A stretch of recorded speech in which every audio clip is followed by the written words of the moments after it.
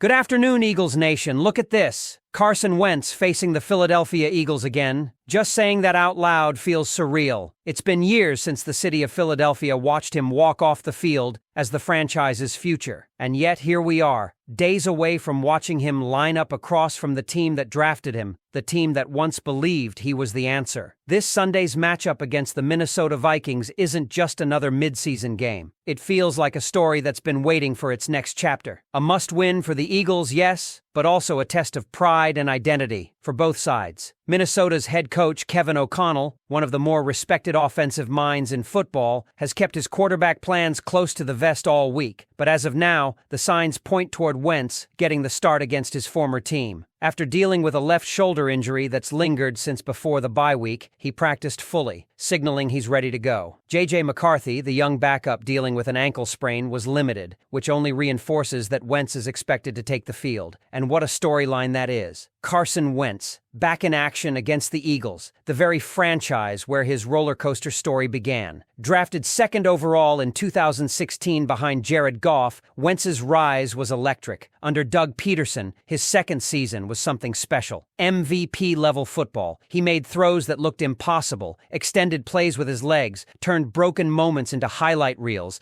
and seemed destined to lead the Eagles into a decade of dominance. That was until everything changed at the LA Coliseum against the Rams, when his knee gave out. That single play changed the course of his career and the history of the franchise. Wentz was on his way to the MVP that year. The Eagles had the best record in football, home field advantage nearly locked up, and they looked unstoppable. If that injury doesn't happen, it's fair to believe Philadelphia might have cruised through the playoffs behind him. But fate had other plans. Nick Foles stepped in, struggled early, then caught fire, beating the Vikings in the NFC Championship and shredding Bill Belichick's Patriots on football's biggest stage. The Philly Special, Super Bowl MVP, statues outside the link, a fairy tale ending for everyone, except Carson Wentz. And that's where things started to fracture. Wentz congratulated his teammates, sure, but multiple accounts say that inside the locker room the moment didn't sit right with him. Watching Foles become the city's hero while his own dream season ended on crutches left scars. Darren Sproles even admitted publicly that tension grew. Wentz rushed back too early the next year, wasn't the same, then hurt his back. By 2019, he had flashes again. That late-season run that carried the Eagles into the playoffs was proof of his talent. But then came the concussion against Seattle, and in 2020, everything unraveled. He was benched, the offense collapsed, and a new name emerged, Jalen Hurts. From there, the separation was inevitable. Doug Peterson fired, Wentz traded to Washington, and what once looked like a dynasty turned into a rebuild. But you can't tell the story of the Eagles' Super Bowl without Wentz. He set the table, 11 wins, the number one seed, the confidence that powered that entire run. Even players like Chris Long have said it. The Eagles don't hoist that Lombardi without Carson's early season brilliance. Now he's on the other sideline, facing the quarterback who replaced him, facing the general manager who traded him away, facing the franchise that built his highest and lowest moments. It's poetic, almost cruelly so. Wentz versus Hurts, past versus present, regret versus redemption. And for the Eagles, this game isn't just about emotion, it's about survival. Injuries are mounting. Greg Calcaterra is out with an oblique issue. Landon Dickerson is still nursing that ankle. Quinyon Mitchell is limited with a hamstring. Mitchell's availability might be the difference between containing the Vikings' elite receiving duo or getting torched all afternoon. Because if Justin Jefferson and Jordan Addison find themselves against an unsteady corner group, Ringo, Adoree Jackson, and the Eagles can't generate pressure, things could get ugly fast. That's where Jalen Carter's return becomes massive. The defensive tackle, who missed the Giants game, says he's ready to go. The Eagles were bullied without him, plain and simple. The Giants ran straight through the heart of that defense, something that doesn't happen when Carter's on the field. He's been inconsistent this year. Yes, injuries, conditioning, personal fouls, but his presence changes the tone of the entire front. Brian Baldinger didn't hold back this week on 94 WIP, calling Carter's play awful, saying he hasn't made an impact or shown that same violence from last season. Harsh words from someone who bleeds Eagles green, but perhaps necessary, because this team, right now, feels stuck. Jordan Mailata said it best. Do your bleeping job. The accountability talk is back inside the building. Jalen Hurts met with Kevin Patullo to reset the offense, talking about structure, alignment, and urgency. Hurts admitted it starts with him: leadership, energy, execution. Nakobe Dean echoed that the defense needs its swagger back. The Eagles even went full pads in practice this week, just like last season when they hit a rough patch and found their way out of it. But this time, it feels heavier. Reporters said the vibes in the locker room are okay, but Jeremy Fowler's report from ESPN, one player saying it feels like 2023 all over again, lingers in the air. You can sense the frustration building, the sense that this game in Minneapolis might define the next stretch of their season. And that brings us here, to Carson Wentz, to Jalen Hurts, to two very different versions of what the Eagles once were and what they want to be now. Philadelphia's season feels like it's teetering on a ledge, and the irony is that the man who once built them up could now push them further down. So what do you think, Eagles fans, when Wentz steps back onto that field Sunday, wearing purple and gold instead of midnight green? How will you feel? Is this just another game, or something much bigger? Because make no mistake, for Carson Wentz, this isn't just another Sunday. This is personal. You can see it in his eyes every time he talks about Philadelphia, the flashes of pride mixed with regret. Deep down, he knows the story of his career will always be intertwined with this city, the city that once worshipped him, then watched him fall. And now, as he prepares to face the team that drafted him, there's something poetic about it all. He finally has a chance to rewrite the ending. Kevin O'Connell has done what few coaches have managed to do in recent years. He's given Wentz structure, rhythm, and a system that hides his flaws while leaning on his strengths. It's no surprise, really. O'Connell has worked wonders with quarterbacks before. He made Kirk Cousins play the best football of his life before that Achilles injury. He helped resurrect Sam Darnold's career and got him a deal in Seattle. He even found ways to make Joshua Dobbs look like a functional starter. Now, he's turned his attention to Wentz, the former MVP frontrunner, trying to prove there's still something left in the tank. Meanwhile, back in Philly, the mood is tense. Fans are restless. The locker room knows what's at stake. The offensive line, the pride of this franchise for years, hasn't looked right. Landon Dickerson's ankle has been an ongoing issue,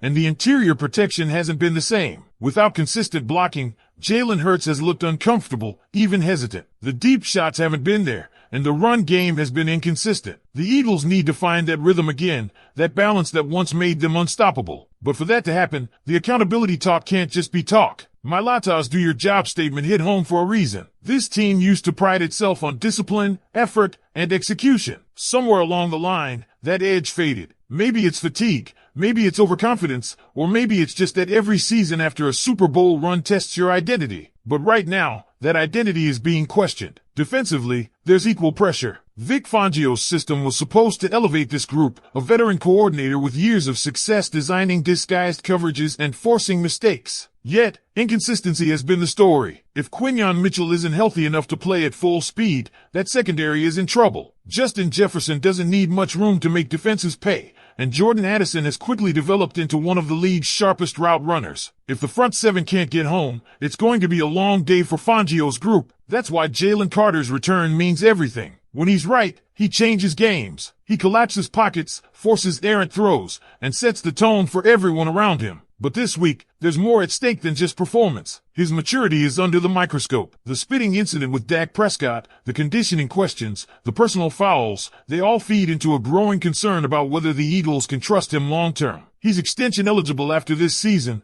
and the front office is watching closely. Howie Roseman knows talent isn't the issue. It's about whether Carter can handle being the face of the defense. And that's where this story circles back: accountability. That's been the word echoing through the halls of the NovaCare complex. Jalen Hurts has spoken about urgency. Nakobe Dean has spoken about swagger. But talk has never won games in Philadelphia. What wins here is fight, grit, and attitude. The same things that built that 2017 team into champions. The same things this city demands every Sunday. Because fans remember. They remember when this franchise was united, when belief filled every seat at Lincoln Financial Field. Now, the questions are louder. Is this coaching staff losing its grip? Is the locker room still bought in? And most importantly, can this team still respond when its back is against the wall? That's what Sunday is about. Not just redemption for Wentz, not just stability for Hurts, but a test of everything the Eagles claim to stand for. They've been here before, on the brink, staring down doubt, and each time, they've answered. But there's something different about this moment. Maybe it's the weight of expectations, maybe it's the ghosts of last season's collapse, or maybe it's the fear that the window they built is closing faster than anyone wants to admit. Either way, Minneapolis will be the stage. One team searching for validation, another searching for identity. Wentz will take the field against the team that made him and moved on without him. Hurts will try to remind the world that this is still his team, still his city, and the rest of us, fans, media, players from that Super Bowl run, will watch and wonder what version of the Philadelphia Eagles will show up when it matters most. Because when the clock hits 0, this game will either spark a turnaround or confirm that something deeper is broken in Philadelphia. So, Birds fans, here's the question. Do you still believe this team can turn it around, or are we watching the beginning of a storm that's been building since last season? Let me know what you think down below. And if you love this kind of breakdown, hit that subscribe button, drop a like, and check out the next video that's popping up on your screen right now. Because this moment, right here, feels like one of those turning points that fans remember years down the line. You can almost sense it, the tension, the build-up, the uncertainty. Every season has one of these crossroads games, where everything either clicks or collapses. For the 2025 Philadelphia Eagles, this trip to Minnesota feels exactly like that. It's not just about beating the Vikings. It's about proving something to themselves, that they still have that edge, that hunger, that fight that once defined them. The Eagles were built on resilience, on overcoming injuries, criticism, and setbacks. They were the team that went into games with a chip on their shoulder and left with bruises and wins to show for it. But recently, that grit has been missing. You can hear it in the way veterans are talking now. Jordan Mailata's words weren't scripted leadership lines. They were frustration. Do your job. That's not just about execution. It's about accountability across the board. From coaches to players to everyone wearing green on Sunday. It's a demand for effort, for energy, for the fire that made this team dangerous. And that's why this weekend matters so much more than the standings show. A win here doesn't just move them up the NFC ladder. It restores belief. It sends a message that the locker room still